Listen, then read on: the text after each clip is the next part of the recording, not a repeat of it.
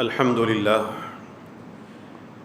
لله المبدئ المعيد، الحمد لله المغني الحميد، الحمد لله ذي العفو الواسع والعقاب الشديد، الحمد لله فمن هداه فهو السعيد السديد، والحمد لله الذي من أضله فهو الطريد البعيد، الحمد لله الذي من أرشده إلى سبيل النجاة ووفقه فهو اللبيب الرشيد، الحمد لله الذي يعلم ما ظهر ويعلم ما بطن ويعلم ما خفي ويعلم ما علن، وهو أقرب إلى كل مريد من حبل الوريد، الحمد لله الذي قسم الخلق قسمين وجعل له منزلتين، ففريق في الجنة وفريق في السعير، فمن عمل صالحا فلنفسه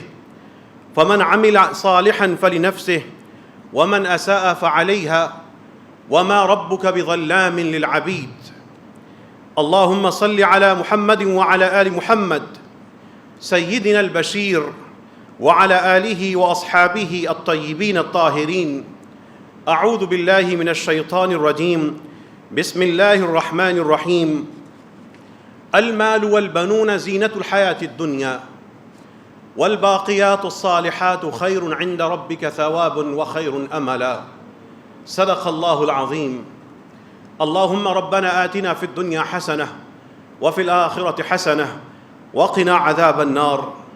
اللهم إنا نسألك الهدى والتقى والعفاف والغنى والدرجات العلى من الجنة. اللهم إنا نسألك حبك وحب من يحبك والعمل الذي يبلغنا حبك. اللهم اجعل حبك أحب إلينا من أنفسنا وأموالنا وأهلنا ومن الماء البارد. اپنی گردن کی طرف دیکھیے، اپنے حلق کی طرف دیکھیے اور دیکھیں وہاں پہ کوئی چیز تو نہیں لٹکی ہوئی،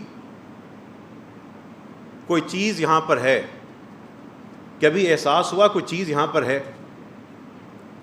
سوچ لیجئے، آپ کے ذہن میں خیال آیا ہوگا میری گردن میں ایسی کوئی چیز نہیں ہے، لیکن قرآن کہتا ہے ہر بندے کی گردن میں ہم نے اس کا نامہ اعمال لٹکا دیا ہے. وَكُلَّ إِنسَانٍ أَلْزَمْنَاهُ طَائِرَهُ فِي عُنُقِهِ، ادھر بھی نہیں ادھر. کبھی اس تقدیر کا نامہ اعمال کا کبھی حساب کیا ہے یہاں پہ اللہ نے کیا لٹکا دیا؟ یہ حساب کر لیتے ہیں. رسول اللہ صلی اللہ علیہ وسلم کی ایک حدیث سنیے اور جس دنیا میں آپ جی رہے ہیں اس کی اور اپنی حقیقت سمجھیے. جو میں نے آیت ابھی تلاوت کی اور جو حدیث میں آپ کے سامنے بیان کروں گا، میں اور آپ ہیں کیا؟ اور ہم جہاں جی رہے ہیں ہمیں اللہ نے وجود عطا کر کے جس مشرق و مغرب شمال و جنوب میں اور زمانے اور مکان میں قید کیا ہے اس کی حقیقت کیا ہے؟ اگر کوئی شخص کسی سمندر میں جا کر اپنی ایک انگلی کو اس میں ڈبوئے اور ڈبو کر نکال لے اور اس کی انگلی کے ساتھ جو پانی، سمندر کا پانی باہر نکلے گا، وہ حساب کر لے کہ پورے سمندر میں اس انگلی ڈبونے کی وجہ سے جب میں نے نکالا تو سمندر میں کتنی کمی واقع ہوئی، یہ حساب کر لے. اور پھر رسول اللہ صلی اللہ علیہ وسلم کا یہ فرمان سن لے، واللہ ما الدنیا فی الآخرۃ الا مثل ما یجعل احدکم اصبعہ ہذہ، کہ اللہ کی قسم آخرت کے مقابلے میں تمہاری یہ ساری کی ساری دنیا، اس کی حیثیت اتنی ہی ہے اور اس کی قیمت اتنی ہی ہے کہ ایک شخص سمندر میں جا کے انگلی اپنی ڈبوئے، یہ والی انگلی رسول اللہ صلی اللہ علیہ وسلم نے اشارہ کیا، اور پھر اس کو نکالے، فَلْيَنْظُرْ بِمَا يَرْجِعُ، اور وہ سوچ لے کہ وہ کتنا پانی کم کر کے اس کی انگلی واپس آئی ہے. وہ آخرت ایک سمندر ہے، اس کے مقابلے میں ایک دنیا وہ دنیا جس کے پیچھے جا کر ہم اپنی راتوں کو ضائع کرتے ہیں، فجر کی نماز ضائع کرتے ہیں، وہ دنیا جس کی خاطر ہم اپنی شریعت کے احکامات کو رون دیتے ہیں، وہ آخرت کے مقابلے میں اس کی حیثیت اتنی ہے کہ جتنا آپ کی انگلی کے اوپر پانی لگ جائے گا اور سمندر میں کمی واقع ہو جائے گی۔ ایک طرف وہ سمندر ہے اور ایک طرف ایک انگلی کے اوپر لگے ہوئے چند قطرے ہیں، اور درمیان میں میں اور آپ ہیں۔ اب بتائیے چاہتے کیا ہیں؟ اب فیصلہ کیجئے کر رہے کیا ہیں؟ اب اپنا حساب کیجئے، گھر کا اپنا منظر سامنے رکھیے، اپنی فجر اور عشاء کے سارے معمولات اور بیٹیوں اور بہنوں اور بیویوں کے اور ماؤں کے رویے اور ان کے جو دن بھر کے کام ہیں، اس کے نتیجے میں دیکھیں کہ ایک انگلی پہ لگے ہوئے پانی اس کی خاطر بھاگ رہے ہیں یا اس سمندر کی تیاری کر رہے ہیں۔ کسی اور کا حساب نہ کیجئے، حساب اپنا کیجئے۔ کسی اور کی طرف انگلی نہ اٹھائیے، انگلیوں کا رخ اپنی طرف کر لیجئے۔ کسی اور کے عیب نہ ڈھونڈیے، اپنے عیب ان کو ڈھونڈنا شروع کر دیجئے۔ کسی اور کے محاسب نہ بنیے، اپنے جرم کا خود حساب کر لیجئے۔ اور اگر سچے دل سے حساب کر سکتے ہیں، سچی سوچیں اپنے ذہن میں ان کو پال سکتے ہیں، تو پھر ہم دو میں سے ایک ہوں گے، یا تو ہم دنیا کے طلبگار ہوں گے یا آخرت کے سوداگر ہوں گے۔ یہ دو ہی فرقے ہیں دنیا میں۔ یہ باقی جو فرقے بنائے ہیں وہ خود ساختہ وہ تقسیمیں ہیں، وہ ساری کے ساری باطل تقسیمیں ہیں۔ قرآن بار بار دو ہی رویوں کا اشارہ کرتا ہے۔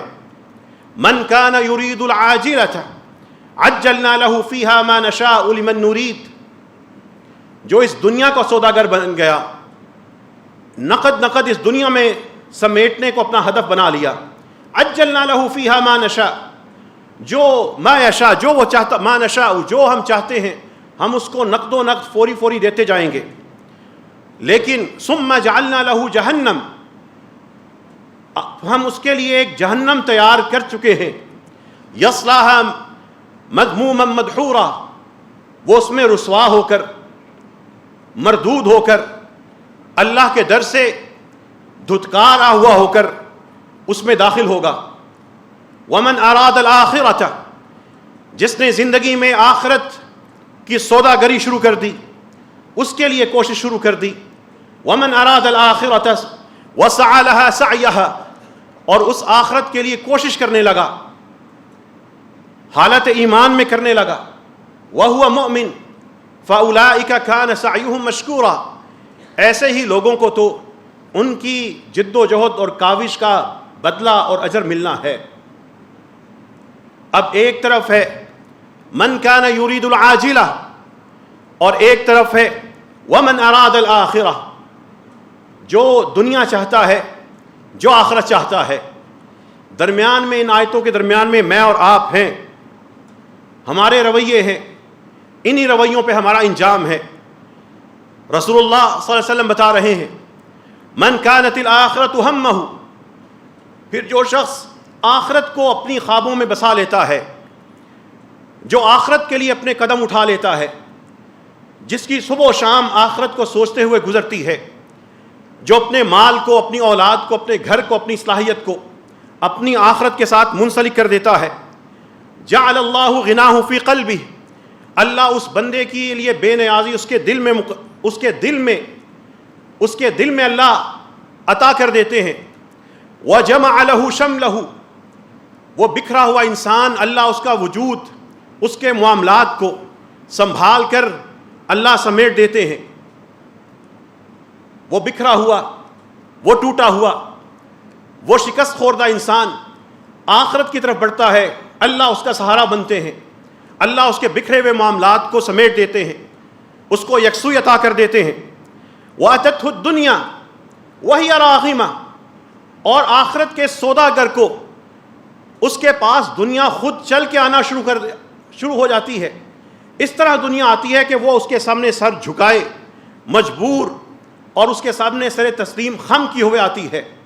وہ آخرت پہ نظریں ہیں، دنیا اس کے پیچھے بھاگ رہی ہے، وہ اللہ تعالیٰ اس کے معاملات میں آسانی پیدا کر رہے ہیں، اللہ تعالیٰ اس کے عبادات میں یکسوئی پیدا کر رہے ہیں، اللہ تعالیٰ اس کی مصیبتوں میں اس کو صبر اور ہمت عطا کر رہے ہیں۔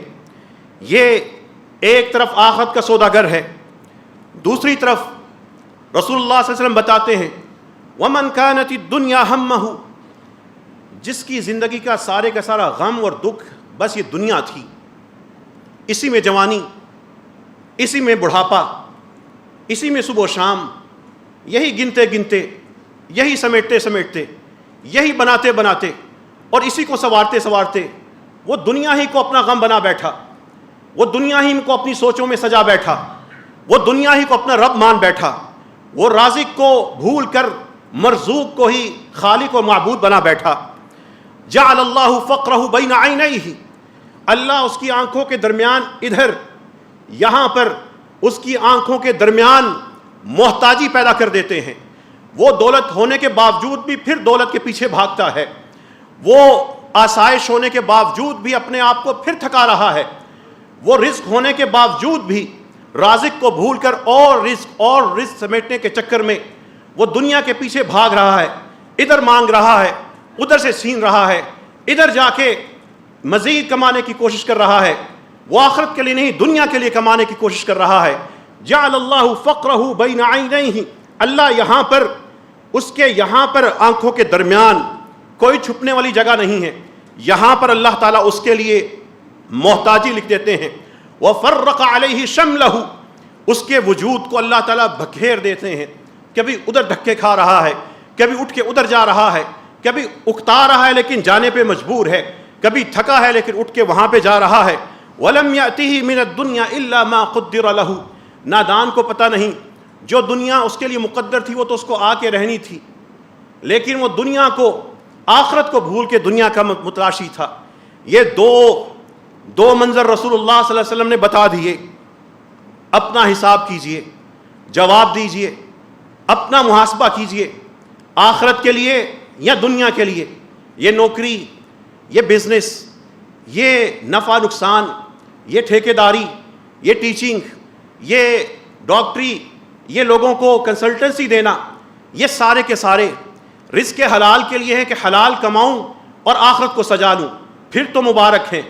لیکن اگر انسان پیسے ہی کا ہے اور پیسے ہی کے لیے جی رہا ہے، دنیا ہی بنائے جا رہا ہے، اپنوں کو دکھ دے کر، اپنوں کے بارے میں کنجوسی کر کے، اللہ کا حق پامال کر کے، بس اتنی تجارت کر لی، اتنا مال کما لیا کہ نماز کی فرصت ہی نہیں مل رہی، اتنا تھک ہار کے دکان سے واپس آتا ہے کہ فجر کے لیے اٹھ ہی نہیں سکتا، اتنا شاندار ملازم ہے، باس کو ایسا راضی کیا ہے کہ ہر کام باس کے مزاج کو سمجھتے ہوئے اس کے چاہنے سے پہلے کر دیتا ہے، لیکن رب کی پکار آتی ہے، آؤ نا فلاح کی طرف، نماز کی طرف، اس کا خیال نہیں ہے۔ ملازم شاندار ہے لیکن آخرت میں آگ میں داخل ہونے والا، اپنے آپ کو آگ کا ایندھن بنانے والا یہی تو ہے جس کے لیے کہا تھا نقد لے رہا ہے۔ من کان یرید العاجلہ، اس کو دنیا کی ایسی آر اچھی کرنی ہے، اینول سیکرٹ رپورٹ اتنی اچھی کرنی ہے، اپنا بینک بیلنس بڑھا لینا ہے، اپنے ایک دو پلازے اور کھڑے کرنے ہیں، وہ بس انہیں میں گم ہے، غرق ہے، نمازیں چھوٹ رہی ہیں، رشتے چھوٹ رہے ہیں، ذکر کا پتہ نہیں، علماء کی باتیں بڑی ہی بور لگتی ہیں، نیکی کا جب سنتا ہے تو ایک جسم کے اندر غیظ و غضب آنا شروع ہو جاتا ہے۔ وہ برائیوں کو سجانے والا، برائیوں میں جینے والا، وہ اللہ کی نافرمانیوں میں جشن منانے والا، یہی تو دنیا کی نقدی ہے، یہی تو وہ سمیٹ رہا ہے۔ یہ دو منظر ہیں جب ایک فرد پہ ہوں گے، وہ دنیا کا اتنا متلاشی، آخرت سے اتنا غافل ہوگا، اور جب دوسرا فرد اور پھر تیسرا اور پھر چوتھا اور پانچواں اور پھر پورا محلہ، اور پھر یہ مرض جب ہماری امت میں پھیلے گا، تو رسول اللہ صلی اللہ علیہ وسلم صحابہ کرام کو سمجھا رہے ہیں، توشکو، ہو سکتا ہے ایسا وقت آئے، ان تداعى علیکم الامم کما تداعى الاکلۃ الی قصعتها، کہ تم پر، مسلمانوں پر، امت پر لوگ اور دوسری قومیں اس طرح ٹوٹ پڑیں گی جس طرح کھانے والے اپنے برتن پہ ٹوٹ پڑتے ہیں۔ پوچھا، صحابہ نے کہا کیا ہم اس دن تھوڑے ہوں گے؟ کیا ہم مسلمان کم ہوتے جائیں گے کہ لوگ اتنی ہمت میں آئیں گے اور ہم پہ یوں ٹوٹیں گے جس طرح لوگ کھانے پہ ٹوٹتے ہیں؟ رسول اللہ صلی اللہ علیہ وسلم نے فرمایا نہیں، بل انتم یومئذ کثیر، اس دن تمہاری کثرت بہت ہوگی، تعداد بڑی ہوگی، ولکنکم غثاء کغثاء السیل، لیکن تمہاری حقیقت سیلاب کے اوپر جو تنکے ہوتے ہیں، جو سیلاب کے ہلکے سے پانی کی اوپر کی لہریں اس کو بہا رہی ہوتی ہیں، کبھی ادھر پھینکتی ہیں کبھی ادھر پھینکتی ہیں، تمہاری حیثیت اس طرح ہوگی۔ وہ تنکے ہوگے، وہ خاشاک ہوگے، وہ خس و خاشاک بن جاؤ گے، وہ امت ہوگی لیکن تنکوں کی طرح ہلکی ہوگی۔ وَلَيَنزِعَنَّ اللَّهُ مِن صُدُورِ عَدُوِّكُمْ الْمَهَابَةَ مِنْكُمْ، جو مسلمانوں کا اللہ نے روب کافروں کے دل میں رکھا ہے، اللہ تعالیٰ اس کو بھی کھینچ لیں گے، ختم کر دیں گے۔ وہ کافر مسلمانوں پہ جرأت کرنا شروع کر دے گا۔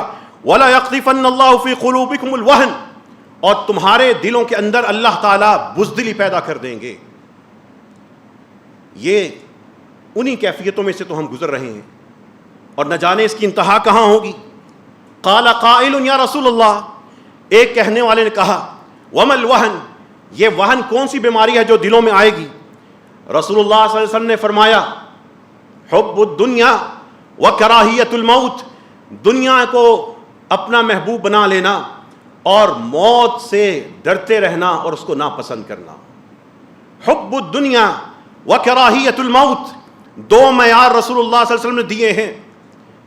ایک شخص سب سے پہلے اپنے بارے میں دیکھے دنیا سے محبت اور موت سے ڈر، اور اس سے کراہت کتنی دل میں ہے۔ اگر دنیا کی محبت غالب ہے اور موت سے ڈر لگتا ہے، فنا ہو جاؤں گا میرے بعد یہ سارا کچھ کہاں جائے گا، تو اپنا حساب کر لے۔ اور اگر موت کا اس لیے انتظار کر رہا ہے، اے وجود عطا کرنے والے، یہ وجود عطا کر دیا، مجھے تعلیمات دے دیں، بس میری زندگی کو اپنے ایمان، اپنی طرف سے ایمان عطا کر کے میرے وجود کو ختم کر کے میں تیری ملاقات کا متلاشی ہوں، مجھے اپنی ملاقات کی محبت نصیب فرما دے۔ اگر دلوں میں یہ دعائیں ہیں اور رویے میں یہ دعائیں انسان کے رویے میں جھلکتی ہیں تو وہ بندہ مومن ہے۔ رسول اللہ صلی اللہ علیہ وسلم کی اسی حدیث کا جو مختصر ترین قرآن کا جملہ ہے، جو ہر نماز جمعہ میں خطبہ امام کثرت سے جو سورت پڑھتے ہیں ان میں سے ایک ہے، بل تؤثرون الحیات الدنیا والآخرۃ خیر وابقیٰ، خطبے سننے کے باوجود بھی، قرآن کی آیتیں سننے کے باوجود بھی، بل حقیقت یہ ہے تؤثرون الحیات الدنیا، پھر تم دنیا کو پھر تم اپنا محبوب بنا لیتے ہو، پھر اس کو اپنی ترجیح بنا لیتے ہو، والآخرۃ خیر وابقیٰ، حالانکہ آخرت سب سے بہتر ہے، سب سے زیادہ رہنے والی ہے۔ سارے خطبے کے بعد بھی مسجد سے نکلتے ہی پھر تؤثرون الحیات الدنیا والآخرۃ خیر وابقیٰ، اس آخرت سے کیا سلوک کرتے ہو؟ اگر گھروں میں یہ میوزک اور ڈرامے، اگر یہ آخرت کی تیاری ہے تو ایک اور گھر کو میوزک اور ڈرامے لگا کے دے دیجئے، اور اگر یہ دنیا سے محبت کی نشانی ہے تو پھر آپ کے گھر میں آپ کی اولاد، آپ کی ماں، آپ کی بیوی، بیٹی، بہن، اس کے کان میں، اس کی آنکھوں میں یہ منظر اور یہ گانے کیوں جاتے ہیں؟ بل تؤثرون الحیات الدنیا، اگر دنیا کو ترجیح نہیں بنائی تو آج فجر کی نماز کیوں چھوڑی ہے؟ والآخرۃ خیر وابقیٰ، اگر آخرت کو بہتر سمجھتے ہیں تو جن اسکولوں میں اپنے بچوں کو فیسیں دے کر بھیجتے ہیں، وہاں پر جب میوزک اور ڈانس اور ڈرامے اور کو ایجوکیشن ہوتی ہے تو پھر آخرت کی تیاری کر رہے ہیں یا دنیا کو ترجیح بنائے ہوئے ہیں؟ جب اپنی خوبصورت سی دکان میں، جس کو اللہ نے آپ کے رزق کا وسیلہ بنایا ہے، وہاں پر کسی بیٹی کی تصویر لگا کر، وہاں پر کسی بیٹی کا مجسمہ کھڑا کر کے 4 کپڑے تو بیچ لیے، 16 آنے کما لیے، لیکن جو گناہ ہر گزرتے ہوئے شخص کے کما رہے ہیں وہ دنیا کی ترجیح ہے یا آخرت کی تیاری ہے؟ حساب تو کیجئے، بتائیے تو صحیح۔ اگر اپنی نماز سے محبت ہے تو یہ سیاسی غلاظت میں ادھر ادھر کی پوسٹیں کر کے اپنی نمازوں کو سیاست دانوں کو قیامت کے دن تحفے میں دینے کی کیوں تیاری کر رہے ہیں؟ والآخرۃ خیر وابقیٰ. کس نے کہا کہ کسی ایک ساری کی ساری پارٹی گند ہی گند ہے اور دوسری صاف ہی صاف ہے؟ یہ سارے کے سارے برابر ہیں، یہ آپس میں ملے جلے لوگ ہیں. یہ خاندانوں کا ایک طرف دوسری طرف ہے، دوسری طرف تیسری طرف پارٹی میں جا کے بیٹھی ہے. یہ جج، یہ ہمارے سپہ سالار، یہ پارٹیاں، یہ صحافت، یہ سارے کا سارا اقتدار کو آپس میں بانٹنے کا کھیل ہے. درمیان میں اپنا عمل کیوں ضائع کر رہے ہیں؟ بل تؤثرون الحیات الدنیا.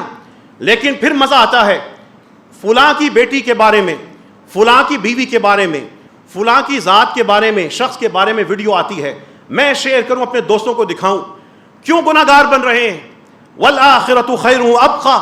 ان سیاست دانوں نے پھر الیکشن میں اکٹھا ہو جانا، انہوں نے حکومت بنانے کے لیے پھر اتحاد بنا لینے، انہوں نے ملک اور قوم کے وسیع تر مفاد میں اپنے دشمنوں کے ساتھ پھر مل جانا. آپ کس کے مفاد میں اس غلاظت کا حصہ بن کے آخرت کے مفاد کی فکر کیوں نہیں کرتے؟ بل تؤثرون الحیات الدنیا. اس لیے کہ اصل میں ہمیں دنیاوی زندگی کے یہ چسکے بڑے لذیذ ہیں، ہمیں دوسرے کے بارے میں گفتگو کرنا ہماری بیماری ہے، اپنا حساب کرنے سے ہم کتراتے ہیں. والآخرۃ خیر وابقیٰ. آخرت ہی تو بہتر ہے. رسول اللہ صلی اللہ علیہ وسلم ایک جگہ آرام فرما رہے ہیں، ایک صحابی آپ کے پاس ہے، چٹائی ہے. رسول اللہ صلی اللہ علیہ وسلم جب آرام فرماتے ہیں، اٹھتے ہیں، آپ کے پہلوؤں پر اس چٹائی کے نشان ہیں. وہ چٹائی کے نشان اس پہلو پہ نظر آ رہے ہیں. صحابی کہتے ہیں یا رسول اللہ لو اتخذنا لک وطاء. اے اللہ کے رسول صلی اللہ علیہ وسلم، اگر آپ کی اجازت ہو تو ہم آپ کے لیے کوئی نرم سا بستر تیار کر لیں. رسول اللہ صلی اللہ علیہ وسلم فرماتے ہیں مالی و مالی الدنیا. میرا اس دنیا سے تعلق ہی کیا؟ مالی و مالی الدنیا ما انا فی الدنیا الا کراکب. میں تو اس دنیا میں ایک سوار کی طرح ہوں، ایک مسافر کی طرح ہوں، ایک مسافر کی طرح ہوں. استظل تحت شجرۃ. اس ایک درخت کے نیچے سایہ لے رہا ہے. ثم راح وترکها. آرام کرے گا اور پھر چلا جائے گا. ثم راح وترکها. ہم سب رسول اللہ صلی اللہ علیہ وسلم مسافر ہیں، تو ہم کون ہیں؟ ہم کیا ان سے زیادہ مطمئن ہیں؟ کیا ہم ان سے زیادہ بہتر اعمال کے ساتھ ہم بے فکر ہو سکتے ہیں؟ رسول اللہ صلی اللہ علیہ وسلم ایک مسافر کی تشبیہ دے رہے ہیں. وہ مسافر آیا، درخت کے نیچے آرام کیا، سائے میں بیٹھا، راحہ کچھ سکون حاصل کیا، وترکہا چھوڑ کے چلا گیا. وہ مسافر گیا کہاں؟ جا کہاں رہا ہے؟ ہم سب یہاں پر مسافر ہیں. منزل کہاں ہے؟ ایک سفید کفن میں ایک قبر ہے منزل، اور پھر اللہ کے سامنے حساب دینا ہے دوسری منزل ہے. اللہ کے سامنے ایک ایک کر کے کھڑا ہونا ہے تیسری منزل ہے. اس کے بعد ایک پل سے گزرنا ہے چوتھی منزل ہے. اور اس کے بعد حتمی منزل ہے، ایک طرف ہے ثواب اور ایک طرف ہے عذاب. اور دو ہی فرقے ہیں اسلام اور قرآن میں، دو ہی فرقے ہیں، دو ہی فرقے ہیں جن کے بارے میں مسلسل گفتگو آتی ہے. ایک ہے ثواب پانے والا، ایک ہے عذاب پانے والا. درمیان میں بتائیے آپ کہاں پہ کھڑے ہیں؟ حضرت معاذ رضی اللہ عنہ اسی ثواب سے، اسی عذاب کو جب ذہن میں رکھ کے بات کرتے ہیں، بتاتے ہیں انی لاحتسب نومتی کما احتسب قومتی. میں اپنی نیند کا بھی اسی طرح حساب کرتا ہوں جیسے میں اپنے جاگنے کا حساب کرتا ہوں. جاگتے ہوئے جیسے انسان فکر کرتا ہے کتنی نمازیں پڑھ لیں، کتنا ذکر کر لیا، کون کون سے اذکار پورے کر لیے، کون کون سی نیکیاں میرے سے ہو سکتی تھی میں نے کر لیں. وہ کہتے ہیں کہ میں اپنے سونے کے بارے میں بھی یہی حساب لگاتا ہوں. زیادہ تو نہیں سو لیا، سوتے سوتے نماز کا وقت تو نہیں گزر گیا، سوتے ہوئے ایسا تو نہیں ہوا کہ میرا کوئی فرض تھا خاندان کے حوالے سے وہ ادھورا رہ گیا، سوتے ہوئے ایسا تو نہیں ہوا کہ میری کوئی ڈیوٹی تھی میں پورا نہیں کر سکا، کسی کمپنی میں ملازم تھا وہاں کا گاہک وہاں پہ اس کو نہیں نبھا سکا. انی لاحتسب قومتی نومتی. میں اپنی نیند کا بھی ایسے ہی حساب کرتا ہوں جس طرح میں اپنے جاگنے کا حساب کرتا ہوں. اور ہم ہیں نہ سونے کا حساب کرتے ہیں نہ جاگنے کا حساب کرتے ہیں. جیسے باقی لوگ سوتے جاگتے ہیں ہم سمجھتے ہیں ہمیں بھی نیند آئے گی, ہم بھی سو جائیں گے. اللہ سے دعا کیجئے اللہ ہم سب کو آخرت کی فکر کرنے کی توفیق عطا فرما. اے اللہ ہم سب کو اپنا اپنا حساب آنکھیں بند ہونے سے پہلے, اپنے سانس کٹنے سے پہلے کرنے کی توفیق عطا فرما. وآخر دعوانا ان الحمد للہ رب العالمین. الحمد للہ المبدئ المعید المغنی الحمید ذی العفو الواسع والعقاب الشدید. الحمد للہ والصلاة والسلام علی سیدنا محمد النذیر البشیر وعلی آلہ واصحابہ اجمعین الی یوم الدین. وبعد. اللہ تعالیٰ کی توفیق سے اس مسجد کے زیر انتظام ایک کنال مشتمل رحمت العالمین سینٹر, جس کی تعمیر رمضان کے بعد شروع کی گئی تھی, اس کی پہلی چھت انشاءاللہ اس ہفتے مکمل ہو جائے گی. اور بحریہ ٹاؤن, سی بی آر اور سواں گارڈن, آغوش اور یہ جو سوسائٹیز ہیں اس کے درمیان میں واقع سینٹر, اسی طریقے سے انشاءاللہ وہاں پہ بھی خیر کا, نیکیوں کے ایک سلسلے شروع ہوں گے. اسی طرح جامع مسجد رحمت العالمین کی یہ دوسری منزل ہے, نیچے سارا خواتین کا سیکشن ہے. تیسری منزل کی بھی پچھلے سال ہم نے چھت مکمل کر لی تھی. انشاءاللہ تعالی کل سے اس کا بھی اسی طرح ہال کی تیاری کا کام شروع ہوگا, اور امید ہے اگلے 2 سے 3 ماہ میں اللہ تعالیٰ کی توفیق سے وہ کام بھی مکمل کر لیا جائے گا. جو لوگ ان نیکیوں کے کام میں شامل ہونا چاہتے ہیں ان کے لیے دعوت عام ہے, آگے بڑھیے, اپنا اپنا حصہ لیجئے اور اپنے اپنے لیے صدقہ جاریہ بنائیے. اسلام آباد کے شہریوں کی ایک مشکل ہوتی ہے, جب ہم شہروں میں بسے تو ہمارے گھر دیہاتوں کی نسبت یا پرانے طریقہ کار کے تحت جس میں ہم جیتے ہیں اس کی نسبت چھوٹے ہو گئے, اور لوگوں کے دل اس سے بھی زیادہ چھوٹے ہو گئے. جب کسی گھر میں بطور خاص فوتگی ہوتی ہے تو بہت سے گھر ایسے ہیں کہ ان کے دور دراز سے مہمان آنے ہوتے ہیں. اسلام آباد میں پڑوسی کی کا زیادہ خیال نہیں کرتا. یہ گریڈوں میں تقسیم اور اے بی سی کے حساب سے سیکٹروں میں ایسا شہر ہے جس میں لا تعلقی بڑھتی ہی جا رہی ہے. اب جب فوتگی ہوتی ہے, جو لوگ دور دراز سے سفر کر کے آتے ہیں, فوتگی والے گھر میں ایک پریشانی یہ ہوتی ہے کہ ان کو ٹھہرائیں کہاں, وہ جائیں کہاں. اور مہمان جو لمبا سفر کر کے آ رہا ہوتا ہے وہ سوچتا ہے میں جاؤں گا, میرا عزیز ہے, بھائی ہے, چھوٹا سا گھر ہے اور لمبا سفر ہے, تھکا ہوا ہوں, واپس آنا ہوگا. اس کے لیے بہرحال یہ ایک سفر ایک تھکاوٹ کا سبب بن جاتا ہے. آنا بھی لازمی ہے, ٹھہرانا بھی ہے. ایسے میں بہت سے گھر ایسے ہوتے ہیں جو مجبوراً ان کو بعض اوقات ایسے واقعات کا سامنا کرنا پڑتا ہے. مہمان آئے اور ایک تو فوتگی کا وقت ہے, دوسری طرف مہمان ٹھہرا نہیں سکے, یا رشتہ دار یا نزدیکی جو لوگ ہیں اس طرح تعاون نہیں کرتے یا نہیں کر سکے. ہاں جو کرتے ہیں اللہ والے کرتے ہیں. اس تکلیف کا, اس ذہنی اذیت کا, اس الجھن کا اور مسئلے کا حل ہے مسجد. جامع مسجد رحمت العالمین باقاعدہ یہ آج اعلان کر رہی ہے کہ اللہ تعالیٰ آپ لوگوں کو, آپ کے اہل خانہ کو, ہر گھر کو سلامت رکھے. اگر کسی بھی گھر میں کوئی فوتگی ہو, کوئی جو ہمارے نمازی ہیں, جو F8 اور سارے نزدیکوں قرب و جوار کے ہیں, کسی گھر میں فوتگی ہوتی ہے تو جامع مسجد رحمت العالمین میں اپنے جتنے مہمان ہیں بھیج دیں. یہاں پہ مسجد سرائے ہوگی, مہمانوں کے ٹھہرنے کا بندوبست ہوگا, ان کے لیے بستر ہوں گے, سرہانے ہوں گے, وضو خانہ موجود ہے, واش روم موجود ہیں, آرام دہ حال موجود ہیں. آئیں یہاں پہ آ کے سوئیں, رہیں, رات رہیں. کوئی شخص یہ نہ سوچے میرا مہمان آیا تھا, کس فلیٹ میں, کس کوٹھی پہ, کہاں بھیجوں.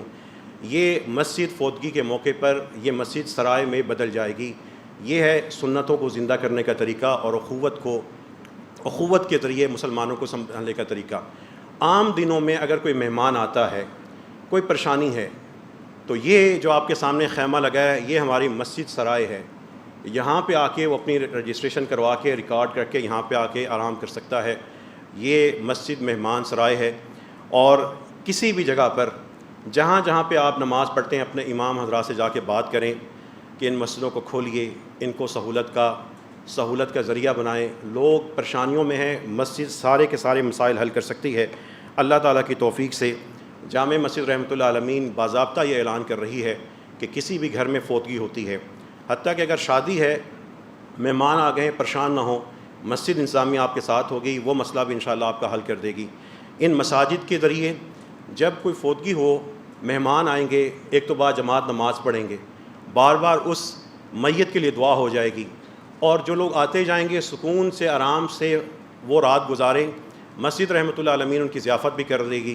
یہ سارا کیسے ہوتا ہے؟ اللہ کی طرف سے ہو جاتا ہے۔ ہم اس کے لیے کوئی پہلے بجٹ تیار نہیں کرتے، کچھ لکھتے نہیں، بس نیت کا کرتے ہیں، اللہ تعالیٰ پورا کر دیتا ہے۔ تو یہ ساری کی ساری اور مساجد کے اندر بھی اعلان ہونا چاہیے۔ اللہ تعالیٰ کی توفیق سے جو مسجد میرج ہال ہے، 60 سے زیادہ ٹی وی چینلز کے بارے میں رپورٹ نشر کر چکے ہیں، پورے پاکستان سے علماء کرام یہاں پہ آ رہے ہیں۔ آج بھی فیصل آباد سے 4 علماء کرام کا گروپ آ رہا ہے، کل کوٹلی سے آئے تھے، اس ہفتے پشاور سے آ رہے ہیں۔ انڈیا میں مسلمانوں نے اسی چیز کو کاپی کرنا شروع کر دیا ہے۔ یہ سارے کے سارے جو کام ہیں خوشحال افراد کے لیے پیغام ہے۔ یہ میڈیا کی وجہ سے ایک چیز زیادہ چلی گئی کہ غریب کے لیے شادی حال، اصل میں خوشحال افراد اور متوسط طبقے نے شادی بیاہ کا فضول اور اسراف والا کلچر انہوں نے پروان چڑھایا ہے۔ ان کو دعوت اپنے بیٹے بیٹیوں کی شادیاں یہاں پہ آ کے کریں۔ 250 مہمانوں تک کی گنجائش ہے، انشاءاللہ ہم اس کو 450 تک لے جائیں گے۔ اور یہ سارے کا سارا جو سلسلہ ہے مساجد کے ذریعے، ابھی الحمدللہ یہاں پہ منظر تھے، مسجد کے سامنے آ کے باراتیں رکیں، دلہے آئے، نکاح ہوئے، بیٹیاں رخصت ہوئیں، نہ کوئی ڈھول تھا، نہ کوئی رقص تھا، نہ کوئی کلچر تھا، نہ بیٹی مردوں کے سامنے بیٹھی تھی، اور نہ ہی یہاں پہ وہ خرافات تھیں۔ ایسے میں بطور خاص خواتین سے اور ہمارے کچھ اور جو ساتھی ہیں ان سے گزارش کرتا ہوں کہ جب لوگ مسجدوں میں آئیں گے ان سے کچھ ایسے کام ہوں گے جو شریعت کے منافی ہوں، جو ہو سکتا ہے آپ کو اس کے ادب آداب پتہ ہیں، ان کو نہ پتہ ہوں۔ یہاں پہ کچھ ایسی بھی خواتین آئیں جب نماز کا وقت ہوا، ان کو پتہ ہی نہیں ہے کہ صفیں کیسے سیدھی کرنی ہے۔ زندگی میں پہلی دفعہ مسجد میں آئی ہیں، زندگی میں پہلی دفعہ وہ بچیاں جب بیرات کے ساتھ آئی ہیں، پہلی دفعہ مسجد میں آئی ہیں، ان کو نہیں پتہ قبلہ کس طرف ہے، یہ صف کیا ہوتی ہے، امام کہاں کھڑا ہوتا ہے، پیچھے کھڑا ہونا ہے۔ آ تو گئی نا، یہ شادیاں انہوں نے کسی مارکی ہوٹل میں بھی کر لینی تھیں، یہاں پہ آئی ہوں گی، انہوں نے کچھ ایسا کیا ہوگا کہ جو شریعت کے خلاف ہو، ہونے دیں۔ رسول اللہ صلی اللہ علیہ وسلم کی مسجد سے زیادہ پاک مسجد تو کوئی نہیں۔ وہاں پہ کسی اعرابی نے، ایک بدو نے آ کے کیا کر دیا تھا، رسول اللہ صلی اللہ علیہ وسلم صحابہ سے کہا تھا روکنا نہیں، اس کو اپنی حاجت پوری کر لینے دو، صاف کیا اور مسجد پاک ہو گئی۔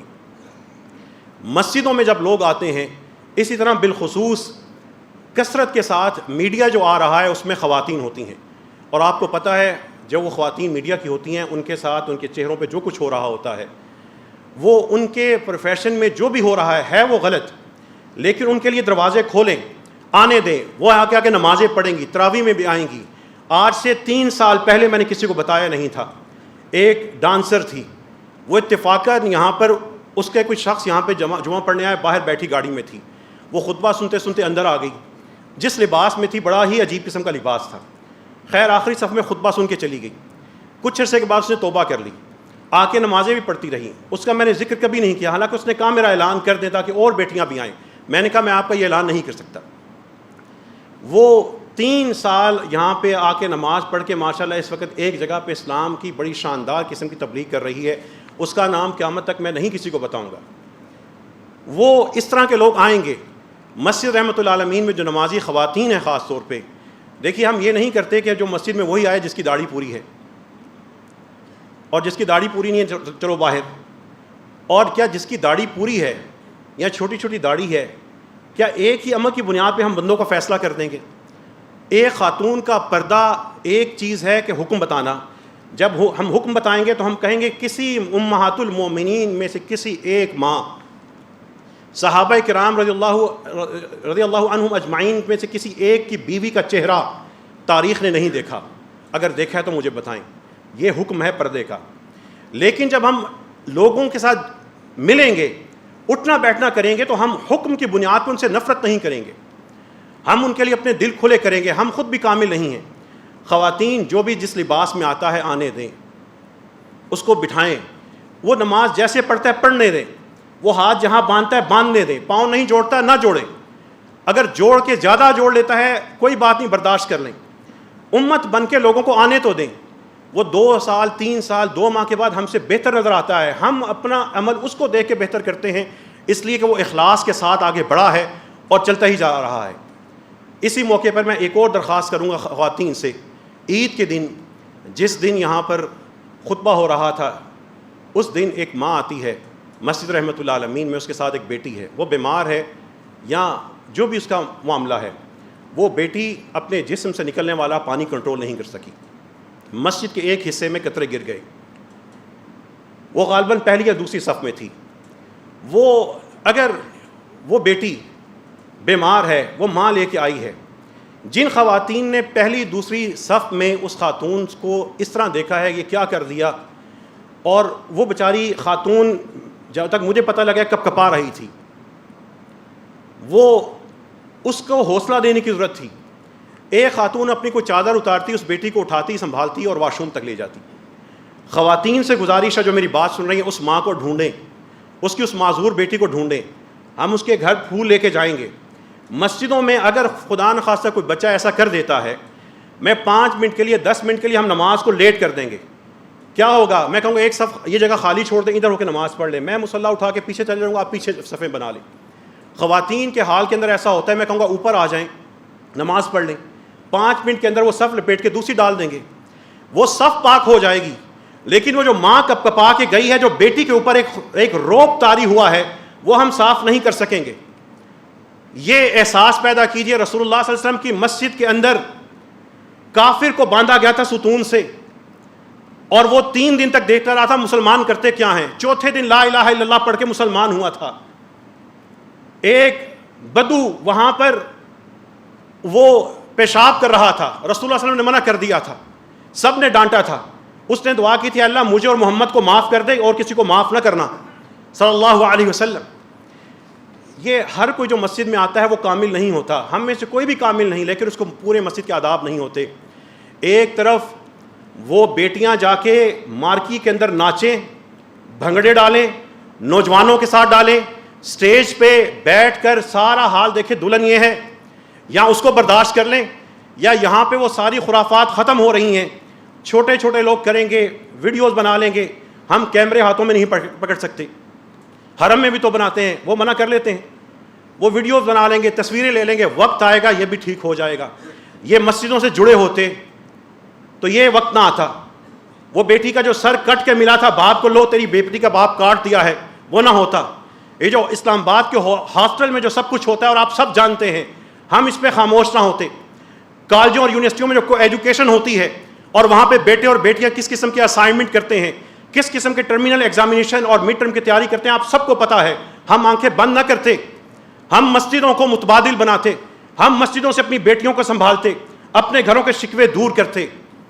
اس لیے جامع مسجد رحمۃ اللہ عالمین سے جتنے بھی لوگ وابستہ ہیں، ان سے میری گزارش ہے کہ یہاں پہ کوئی سلفی آئے، حنفی آئے، بریلوی آئے، غیر مسلم آئے، ہمیں تو اتنی سی بس ہمیں پتہ ہے کہ اللہ کے گھر میں آیا ہے، ہم نے اس کے ذریعے اپنی جنت کمانی ہے، اس کو سکون دینا ہے اور اس کو اپنی آخرت کو سودا بنانا ہے.